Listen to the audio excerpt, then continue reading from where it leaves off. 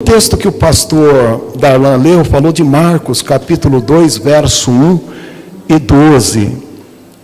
E eu ouvi o Adrian ministrando sobre a salvação da sua mãe.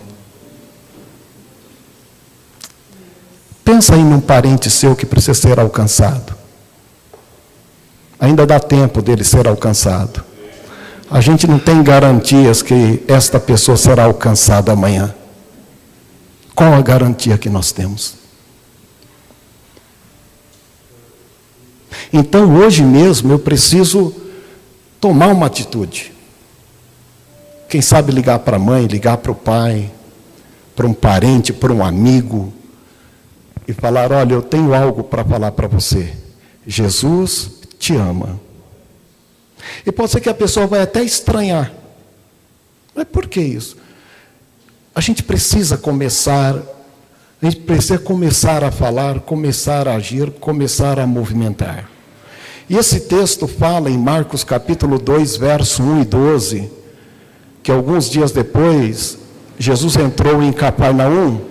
Lá em Cafarnaum, o interessante é que Jesus iniciou o seu ministério ali depois da morte de João Batista. Ali morava Pedro e possivelmente Jesus tinha parentes ali. E o que nos chama a atenção é que Jesus estava ali, possivelmente na casa dele ou na casa de Pedro, cercado de pessoas que lotaram o ambiente. Lotaram o ambiente onde Jesus estava, lotaram próximo da porta, próximo da janela. Era muita gente. E a gente precisa colocar isso na cabeça. Onde Jesus estava não tinha 10, 15, 20 pessoas, tinham centenas de pessoas. E aparece em cena 4 pessoas carregando um paralítico, carregando um parente ou carregando um amigo, mas alguém que eles entendiam que precisava ser curado. Aí que está o problema. De repente a gente não sente a necessidade de ninguém ser curado, de ninguém ser salvo, de ninguém ser transformado. O nosso coração já está insensível. Muitas vezes nós andamos perto de pessoas cegas, veem, mas não enxergam. Pessoas andam, mas estão paralisadas espiritualmente, e elas carecem de Cristo, mas a gente está muito insensível com isto. Eles viram a necessidade daquele homem, seja parente ou não, mas eles falaram: a gente não quer esta pessoa paralítica perto de nós, se ela tem a possibilidade de cura. Se ela pode ser curada, se ela pode ser alcançada por uma bênção, então vamos atrás disso. Se uma pessoa pode ser liberta das drogas, dos vícios, seja do que for, então vamos atrás disso. Se alguém precisa de uma cura, de uma enfermidade, a gente vai longe, gente. A gente vai longe e gasta o que não tem. Eu garanto para você, se você tiver um parente que está enfermo com uma doença e custar um tratamento de 50 mil reais, você vende o que você não tem para ajudá-lo. Todos nós estamos dispostos a fazer isso a partir de pessoas que a gente entende que, poxa vida, carece e a gente ama. Então a grande preocupação é quando a gente não sente pessoas que precisam ser alcançadas e tão perto da gente.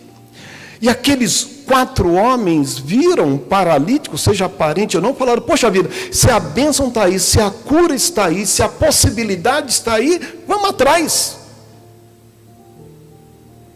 E cada igreja que a gente vê neste bairro, ou nesse São Paulo afora, Brasil afora, mundo afora, é uma porta com possibilidade de cura e transformação. A gente não pode esquecer disso. Eu tenho que olhar para o pastor Darlan e lembrar da sua história, olhar para o Adrian, ex-bruxo, poderia falar do Oldak que está lá, ou de outras pessoas que aqui estão. Onde tem uma igreja, tem uma porta com possibilidades das pessoas serem alcançadas.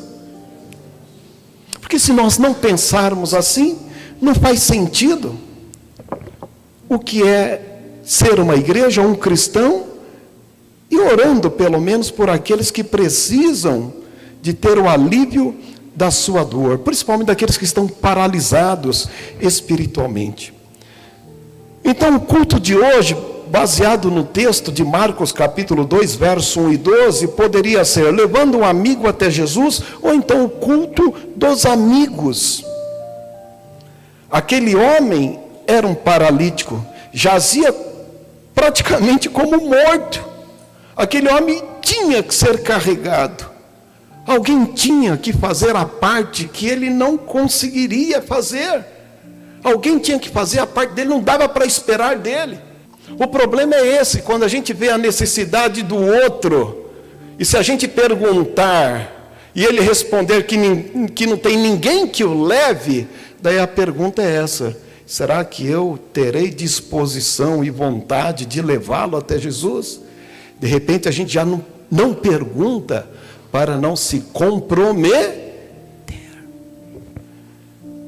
Mas aqueles 4, eles viram naquele amigo ou naquele parente uma necessidade de levá-lo até Jesus, porque tinha uma chance dele obter a sua saúde. E a decisão de levar uma pessoa até Jesus pode custar caro, e custa mesmo, custa tempo, custa disposição, exposição, incômodos. A gente precisa de ajuda de terceiros e cansa. A gente tem expectações e muitas vezes essas expectações são frustradas. A gente tem receio, tem dúvidas, temores. Levar alguém para Jesus custa caro. Não pense que é barato. Porque a gente tem que adotá-lo. A gente tem que cuidar. A gente tem que nutrir pela palavra de Deus. E uma grande frustração pastoral é quando você faz tudo isso e você vê a pessoa, mesmo assim, se esvaindo. Mas você precisa estar resolvido com a tua parte, com aquilo que você tinha para fazer e fez. Aqueles 4 homens, eles tiveram disposição, podia custar caro, porque a gente não sabe de onde eles vieram. E eles falaram: nós vamos levá-lo até Jesus. Ou seja, o esforço pertencia a eles, mas a cura só Jesus podia dar. Então esses amigos decidiram levar o paralítico até Jesus, mesmo que custasse caro, mesmo que tivesse que se esforçarem. E nós vemos na palavra de Deus que o Senhor Jesus muitas vezes pede um pouco de esforço. Ele mesmo disse: vinde a mim todos vós que estáis o quê? Cansados e oprimidos. Esses 4 homens, eles falaram: calma aí, nós vamos até lá. Então uma das coisas que a gente aprende é que mesmo que a gente seja cansado e oprimido e preso pelas adversidades da vida ou apreensões da vida, há necessidade de ir. Você sabe o que é carregar um paralítico, sabe lá quantos metros ou quilômetros? Aquelas 4 pessoas carregando ele, porque diz a palavra de Deus, no leito dele. Então imagina, naquele calor do deserto da Judéia, em Cafarnaum faz calor.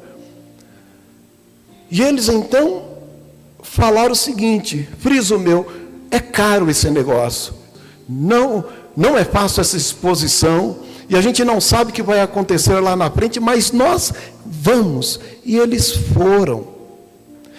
foram como aquele doente que vai buscar o médico quando precisa. Às vezes nós não queremos passar um tempinho de oração, ou lendo a palavra de Deus, ou meditando, mas se você tiver uma consulta às 4 horas da manhã, você vai. Se você tem que passar em um médico, numa UPA, você fica sentado lá 6 horas, e o clínico geral, quando vai te atender, a febre já foi embora. Daí o clínico fala: qual que é o teu problema? Doutor, minha febre já foi embora. E a gente faz isso. Faz ou não faz? Faz. Eu me lembro da Ivonete, quando precisava fazer um exame para ela fazer uma cirurgia da uma hérnia incisional, A gente precisou ir no médico no momento que estavam morrendo mais pessoas da Covid em São Paulo, quase 1.000 pessoas. No Brasil era 4.000. Em São Paulo, 1.000 pessoas morriam por dia. Eu falei para a Ivonete, poxa vida, mas tem que fazer esse exame mesmo? E só tinha um lá no hospital, na Vila Mariana. Vamos lá. Porque quando você precisa, você corre risco. Quando a gente precisa, a gente vai. A gente vai. E esses 4 foram. Custou caro, mas eles foram. Gente, a nossa vida está tão corrida, 6 dias e 22 horas não é suficiente. Daí você conversa com alguém, ela fala, olha, as 2 horas do culto eu vou precisar usar para uma prova que vai ter, para um trabalho que eu tenho que fazer amanhã na empresa, ou não sei o quê. Gente, são 6 dias e 22 horas. As 2 horas de culto atrapalham a nossa vida, quando na verdade pode ser a resposta para o nosso presente e para o nosso futuro. Nós temos dificuldades, todos nós. Como dizia minha sogra, todos nós estamos nesse bojo, nos mesmos desafios. Dias depois entrou Jesus de novo em Cafarnaum e logo ocorreu que ele estava em casa e muitos afluíram para lá, tantos que nem mesmo junto à porta achavam lugar. E Jesus ensinava a palavra ali.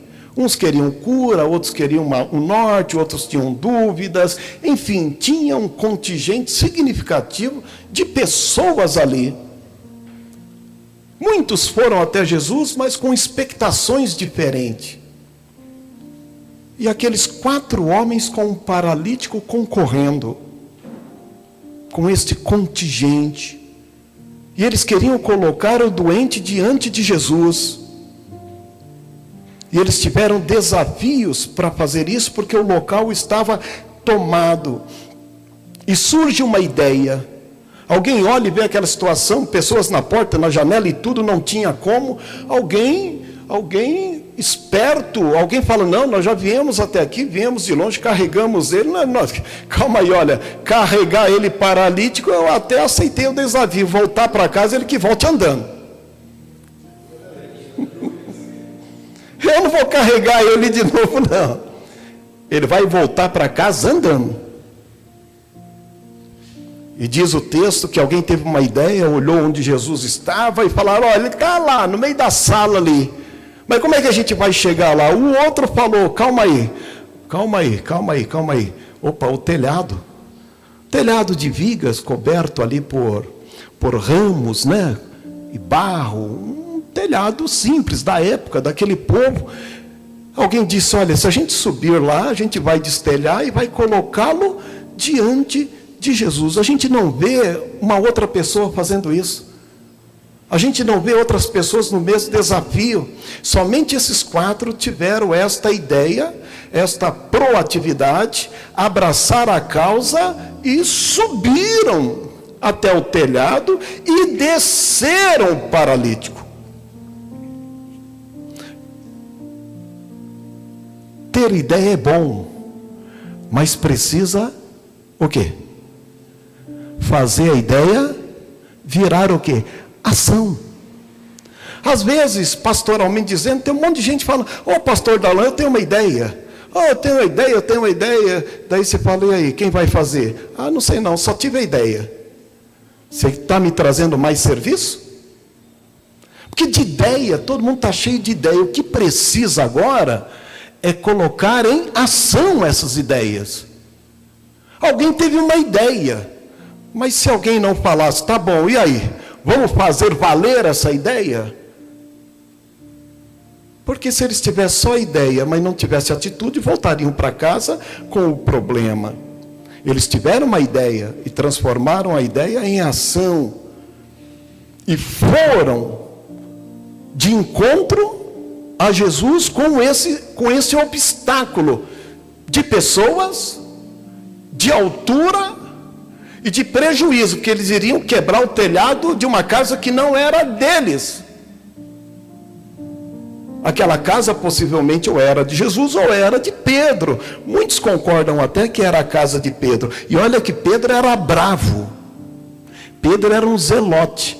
Vocês percebem que mesmo 3 anos andando com Jesus, na noite da traição de Jesus, ele estava com uma espada e quis decepar a cabeça de Malco. Você imagina no início de carreira alguém subir no telhado dele? Alguém teve a ideia. E é isso mesmo. Na crise alguém põe a cabeça lá para ver onde é que tem uma oportunidade, nasce uma ideia, e aí vem a estratégia e vão embora. E eles não terceirizaram esta ação, eles cumpriram esta ação, eles se exporam. E é isso, não adianta ter ideias e pedir para os outros fazerem. Não adianta você ter uma ideia, uma necessidade e pedir para os outros somente orar, quando você mesmo não põe o joelho no pó, quando você mesmo não busca por onde. Não adianta ficar atrás de apóstolos, bispos, um monte de coisa, quando a gente mesmo não faz por nós. A gente precisa muitas vezes ter a ideia, transformar em ação e falar, eu vou colocar os pés de Jesus. Eu vou falar para vocês, quando a gente faz isso, olha, você nem precisa de líderes espirituais, porque você é filho de Deus e tem acesso à sala do trono. Eles tiveram uma determinação, tiveram dificuldades, mas não desistiram. Gente, a dificuldade faz a gente desistir, mas eles não desistiram. Primeiro, certamente eles pensaram no peso do paralítico. Quanto esse homem pesa? Será que essas cordas são suficientes para levantá-lo até o telhado e depois descer? Que não adianta nada levar o paralítico até lá em cima e depois derrubar ele de cabeça. Quanto ele pesa? Segundo, a multidão não abriu espaço, mesmo vendo eles querendo subir ao telhado. Eles tiveram que enfrentar a multidão, enfrentar o desafio de ir até o telhado. Terceiro, eles viam que tinha muitas pessoas que tomaram a porta, as janelas. Era uma muralha intransponível.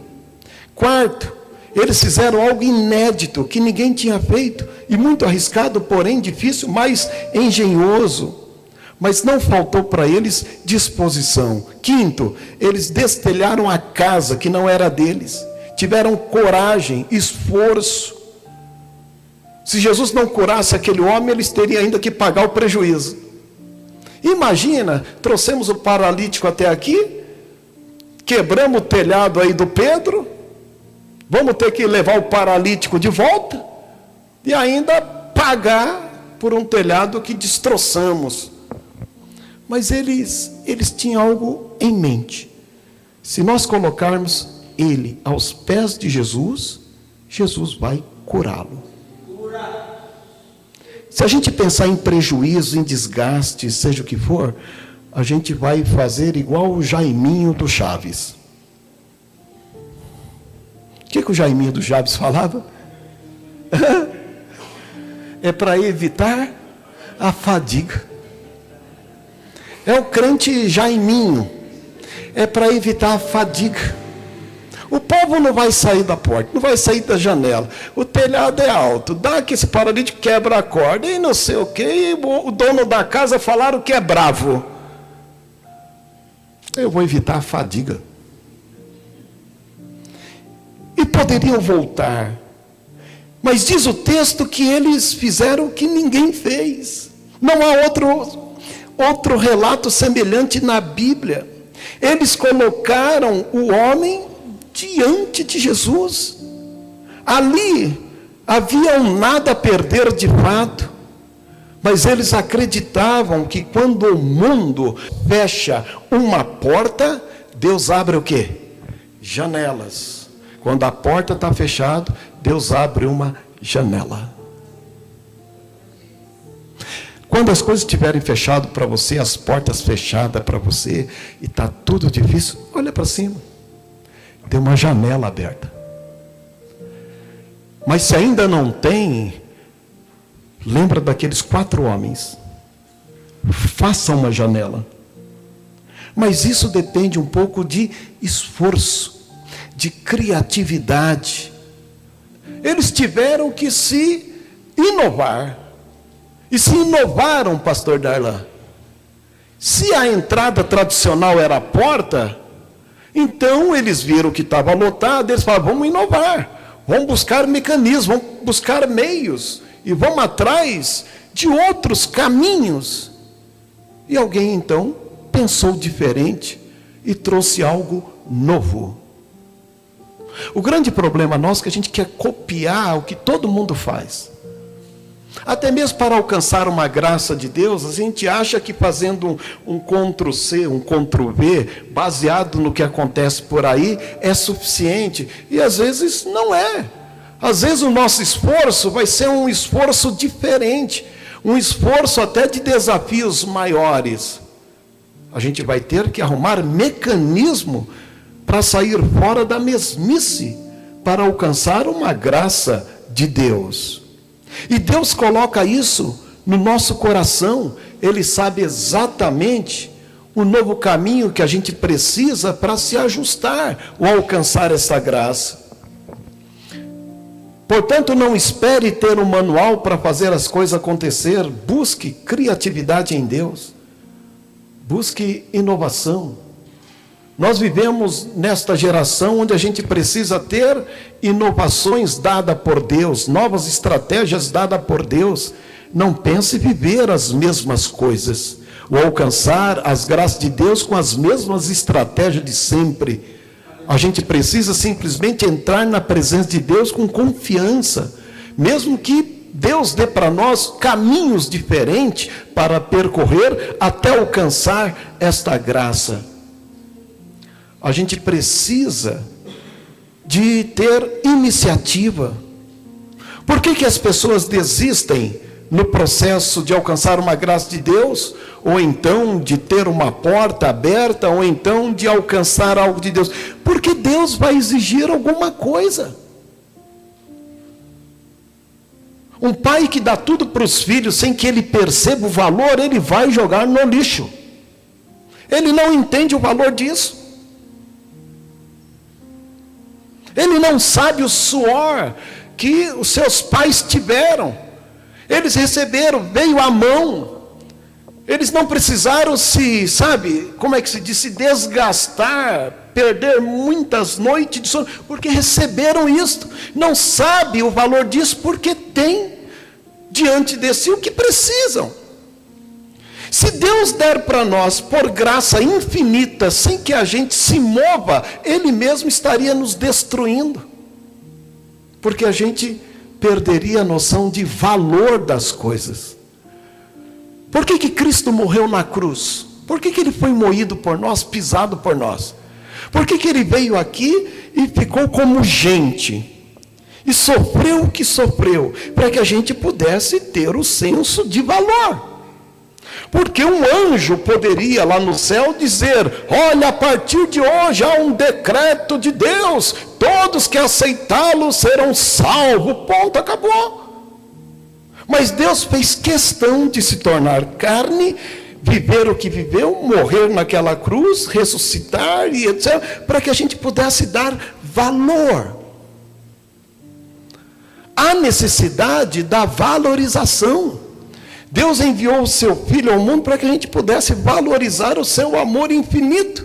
E um amor que foi ferido na cruz por nós. E nós estamos aqui por valorização do sacrifício dele em primeiro lugar. E dois, quem éramos e quem somos agora, mesmo ainda com limitações.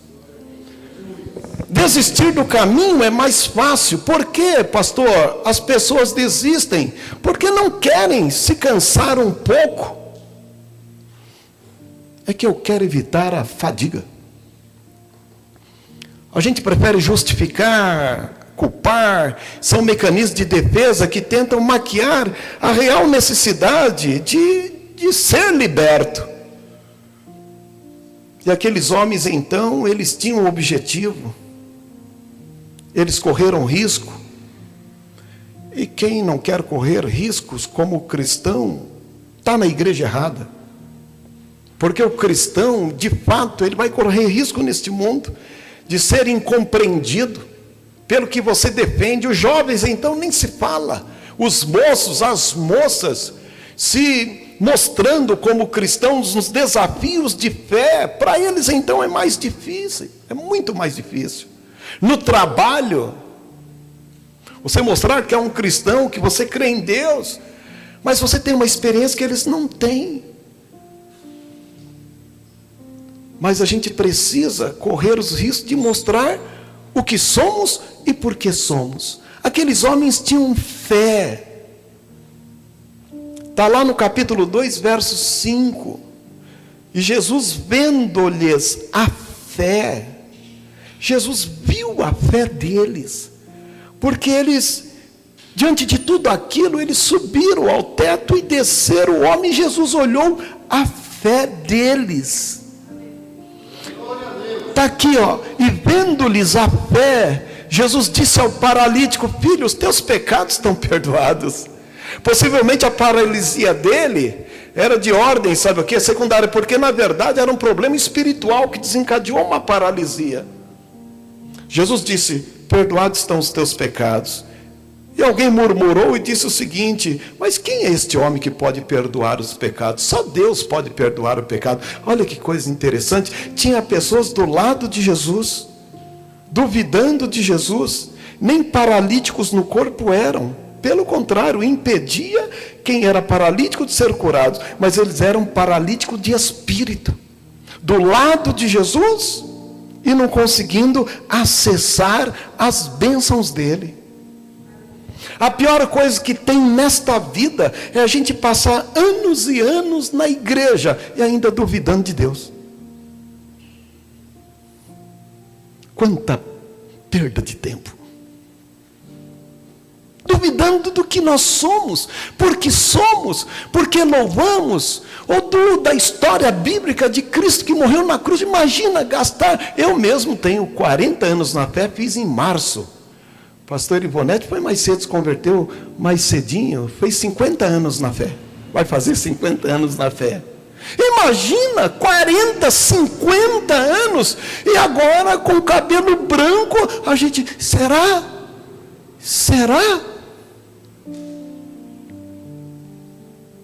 Pelo contrário, a gente está muito mais certo agora, porque o Senhor cuidou de nós e vai cuidar de todos. Jesus viu naquele homem fé e disse para o paralítico: olha, filho, chama de filho, perdoados estão os teus pecados. E alguém murmurou, e Jesus disse: é difícil isto para vocês de perdoar pecado, para que vocês saibam que o Filho do Homem tem poder para perdoar pecados. Eu também vou dizer para este homem: levanta, toma a tua cama e anda. Como é que pode um paralítico se levantar na hora? Bem, o Diogo é fisioterapeuta. Quanto tempo demora às vezes para alguém recobrar uma paralisia, né, Diogo? Quando volta? É uma luta, é muita persistência, é muita sessão, é muita. O fisioterapeuta mesmo, ele está ali e muitas vezes ele fala: ó Deus, aqui é só o Senhor mesmo, eu estou aqui porque estou aqui, o Senhor me colocou aqui. E aquele homem, se os músculos dele estavam atrofiados, se os nervos estavam atrofiados, se ali não tinha mobilidade, as articulações, não me pergunta, eu não sei.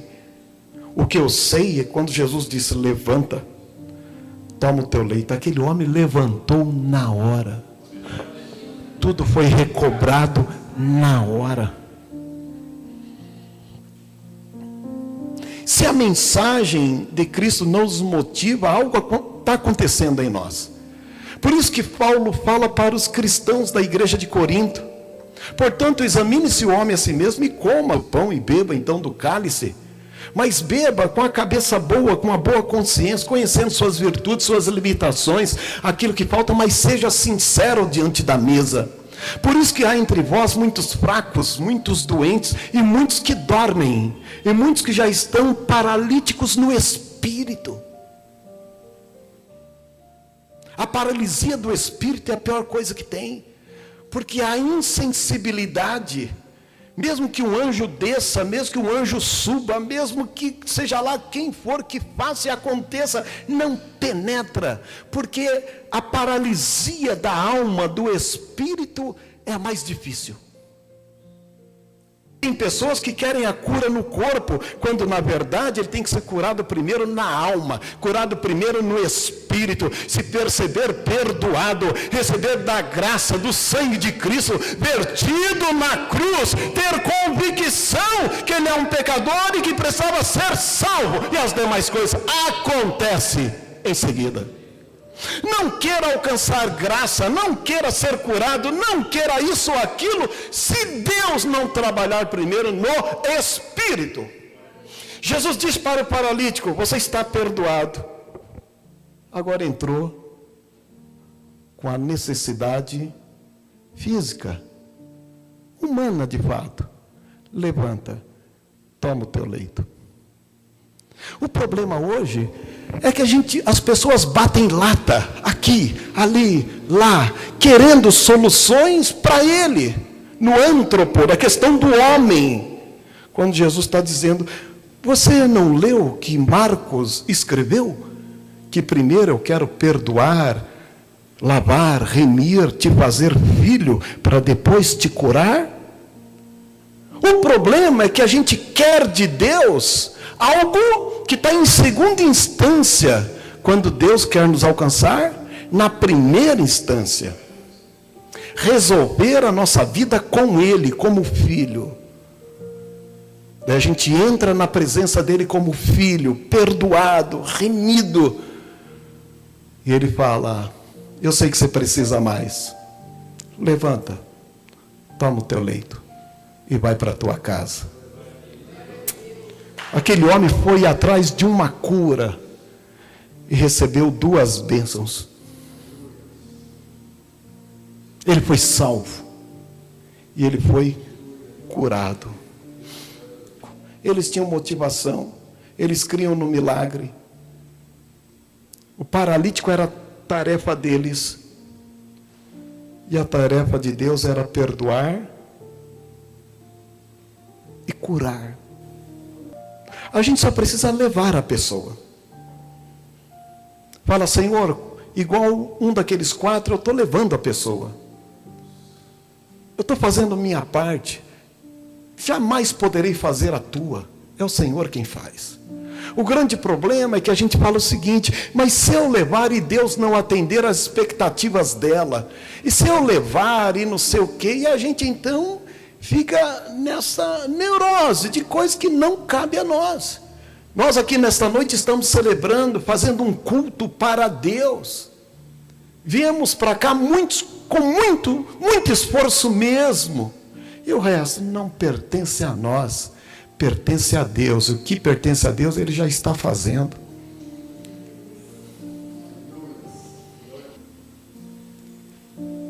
Estes homens fizeram a parte deles, e Deus fez a dele. Jesus está dizendo para nós o seguinte nesta noite: deixa que as minhas coisas eu faço, faz a tua parte, faz a tua parte, lança semente, faz a tua parte, ora, faz a tua parte, insiste, faz a tua parte, começa a movimentar, faz a tua parte. Deus, quando chamou o seu povo e tirou do Egito, e depois eles passaram 40 anos no deserto, Deus disse para Josué, sucessor de Moisés, Deus disse o seguinte: Josué, olha, está vendo a cidade aí de Jericó? É difícil, não é mesmo? Olha o tamanho das muralhas. Tinha 2 muralhas, por sinal. A casa de Raabe estava em cima de uma das muralhas. Só uma das muralhas, se eu não me engano, era quase 10 metros de espessura. Olha o tamanho disso aqui, só uma. Cercando a cidade inteira. E fora a muralha interna.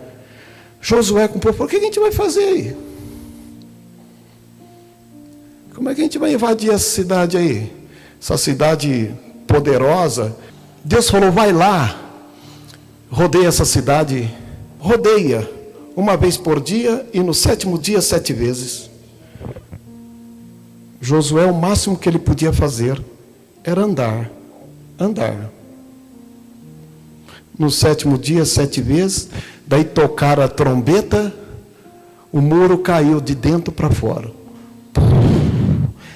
Gente, esta é a grande verdade para nós. A parte de Deus compete a Ele. O que compete a nós é igual aqueles 4: movimento, fazer, se mover, levar, conduzir. E a gente precisa então fazer a nossa parte, como esses 4 fizeram, como Josué fez. O paralítico que chegou até Jesus carregado, voltou carregando a maca. Olha só, a pessoa foi até Jesus, foi curado, foi perdoado e voltou para casa trabalhando. Jesus, ele quer devolver a vida para as pessoas, mas perdoando no espírito, dando saúde e dando também trabalho. Dando também a mesma disposição daqueles 4 para que possa fazer o mesmo. Então aquele coxo deixou de ser um peso para as pessoas, e ele podia carregar agora o seu próprio leito. Deixa eu falar uma coisa para você: deixe de ser um fardo para as pessoas. Chegou o tempo de você deixar de ser um fardo para as pessoas.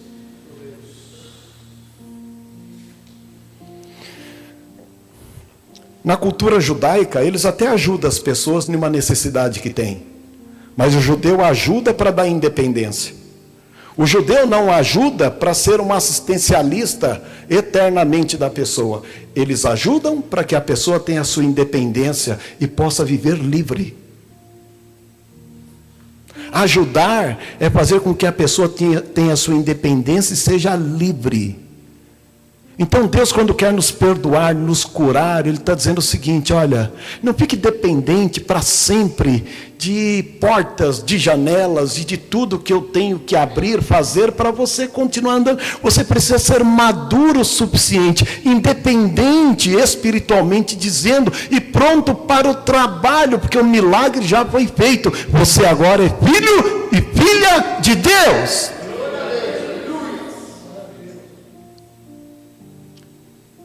Eu não sei como você chegou aqui esta noite. Não sei.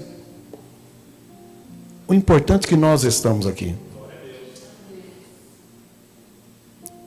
Nós estamos aos pés de Jesus. Se você está aqui, tem bênção para a sua vida. Ficamos em pé? Vamos orar?